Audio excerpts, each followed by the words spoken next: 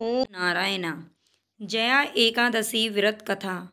इस साल माघ मास के शुक्ल पक्ष की एकादशी का व्रत 8 फरवरी को रखा जाना है।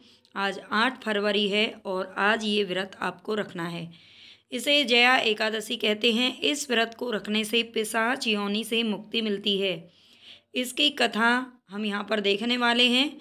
युधिष्ठिर ने भगवान कृष्ण से पूछा कि भगवान, आप कृपा करके बताइए कि माघ मास के शुक्ल पक्ष की एकादशी को कौन सी एकादशी आती है, उसकी विधि क्या है और उसमें किस देवता का पूजन किया जाता है।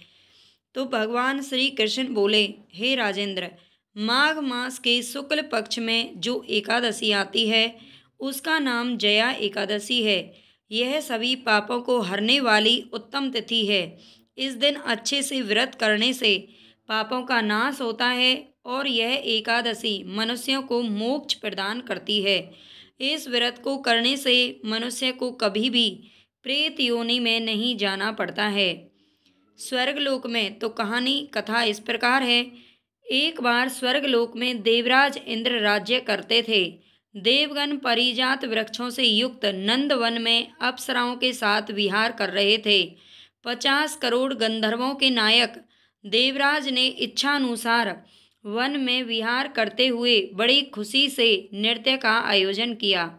गंधर्व उसमें गान कर रहे थे, जिनमें पुष्पदंत, चित्रसेन और उसका पुत्र 3 लोग प्रधान थे।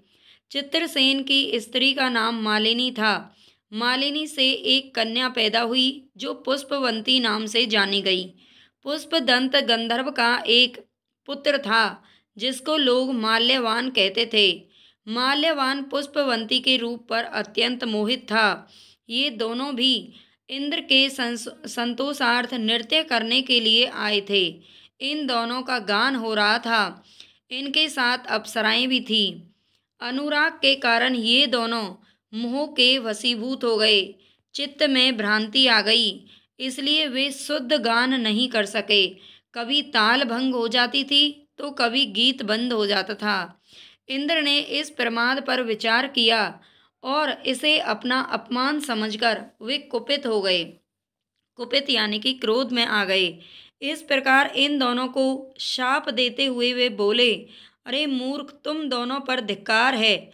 तुम लोग पतित और मेरी आज्ञा भंग करने वाले हो। इसलिए पति पत्नी के रूप में रहते हुए तुम पिशाच बन जाओ।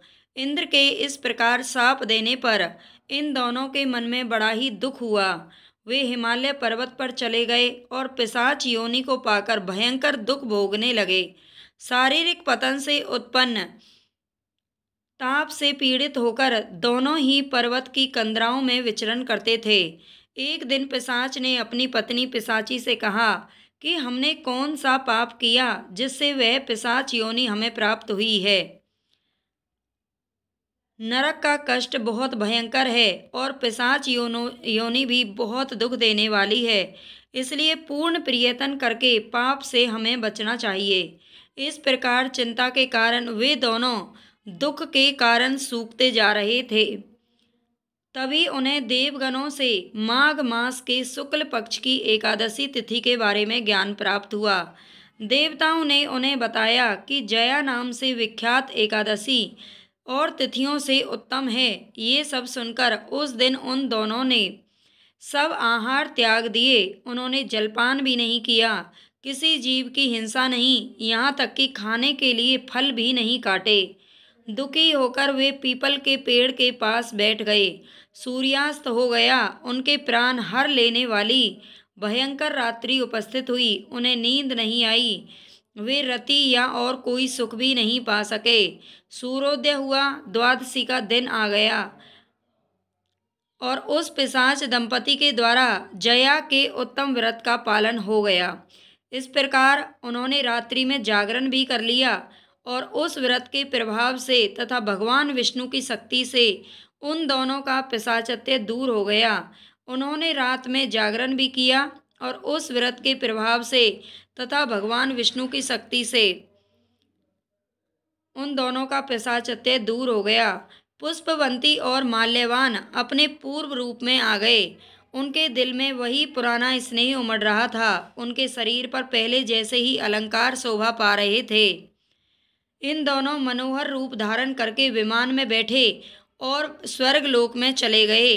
वहां देवराज इंद्र के सामने जाकर दोनों ने बड़ी प्रसन्नता के साथ उन्हें प्रणाम किया। तब देवराज इंद्र ने उनसे पूछा, उन्हें उस रूप में देखकर इंद्र को बड़ा आश्चर्य हुआ। उन्होंने पूछा कि बताओ, किस पुण्य के प्रभाव से तुम दोनों का पिशाचत्य दूर हुआ है? तुम तो मेरे श्राप को प्राप्त हो चुके थे, फिर किस देवता ने तुम्हें इससे छुटकारा दिलाया है? माल्यवान बोला, स्वामिन, भगवान वासुदेव की कृपा और जया एकादशी के व्रत के प्रभाव से हम पिशाच योनि से मुक्त हुए।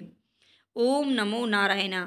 भगवान सभी की मनोकामना पूरी करें। जो भी इस दिन व्रत रखते हैं उनको ये कथा सुनना बहुत ही आवश्यक है, और जो व्रत नहीं भी रख सकते हैं उनको भी ये कथा सुननी चाहिए।